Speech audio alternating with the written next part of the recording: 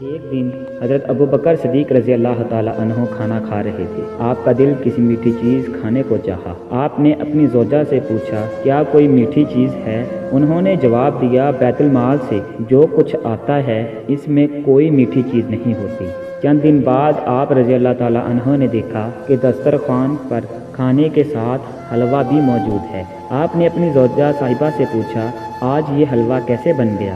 آپ کی زوجہ محترمہ نے فرمایا، میں نے محسوس کیا کہ آپ کو میٹھی چیز کی خواہش ہے تو میں نے یوں کیا کہ جتنا آٹا روزانہ آتا تھا اس میں سے مٹھی بھر آٹا الگ رکھتی تھی۔ آج اتنا آٹا جمع ہو گیا کہ اس کے بدلے میں نے بازار سے کھجور کا شیرہ منگوایا اور اس طرح یہ حلوہ تیار کیا۔ آپ نے حلوہ تناول فرمایا۔ کھانے کے بعد آپ سیدھے بیت المال کے محترم کے پاس پہنچے اور فرمایا، ہمارے ہاں راشن میں جس قدر آٹا جاتا ہے آج سے اس میں ایک مٹھی کم کر دینا، کیونکہ ہفتہ بھر کے تجربے نے بتایا ہے کہ ہمارا گزارا مٹھی بھر کم آٹا سے بھی ہو جاتا ہے۔ سبحان اللہ۔